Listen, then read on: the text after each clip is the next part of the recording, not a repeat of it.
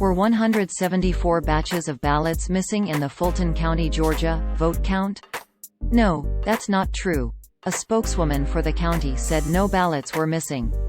A clip making the claim did not provide any sourcing to support it. The claim appeared in a post, published by Populist Press, on June 7, 2021. Titled, "Explosive Evidence Coming Out of Georgia."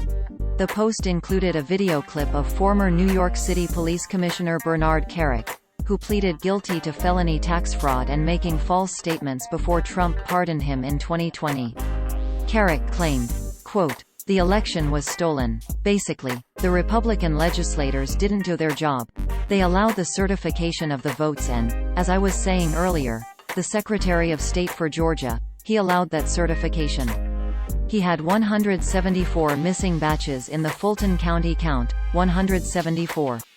That's 17,400 ballots that were missing, and they knew about it. There's no way they didn't know. They had to know. That would have put Donald Trump over the edge to win Georgia, just that alone. End quote. Users on social media saw this title, description and thumbnail. Quote, "Explosive Evidence Coming Out of Georgia." Populist Press 2021. Copyright former NYC Police Commissioner, Bernie Kerik, said on Steve Bannon's War Room on Monday, "There are 174 batches of ballots, equaling 17,400 votes, missing, in Georgia that would have put President Trump over the edge." End quote. Lead Stories reached out to Fulton County to ask about Kerik's claim. Spokeswoman Jessica Corbett said it's not true. In an email, dated June 8, 2021, she wrote, quote, "None of our ballots are missing." End quote. The post did not provide any sourcing to back up its claim about the missing batches.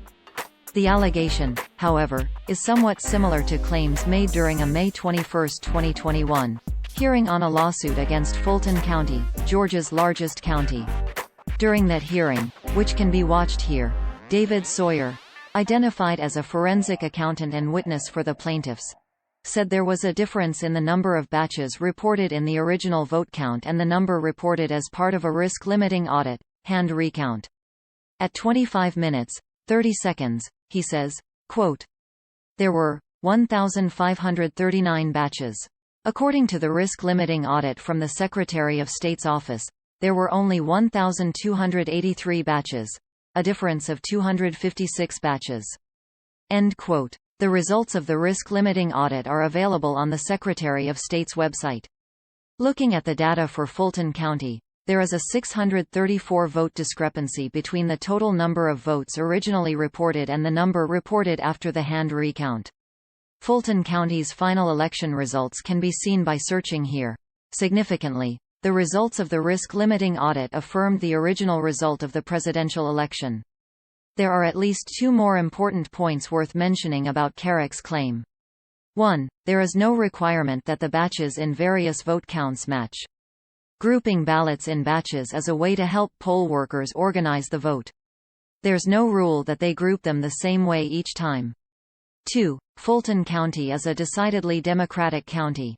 So even if Kerik were right in saying that 174 batches of votes were missing, totaling 17,400 ballots, those votes would likely not put Donald Trump over the edge to win Georgia. Kerik is apparently assuming that most of the missing votes went for Trump, an unlikely possibility in Fulton County. According to the county's official results, Trump garnered 137,240 votes while Joe Biden got 381,144, or 74%. Statewide, Trump lost to Biden by some 12,000 votes. Lead Stories reached out to Kerik via his website. "We will update this story, as appropriate, if we receive a response." Kerik was sentenced to 4 years in prison for tax fraud and making false statements.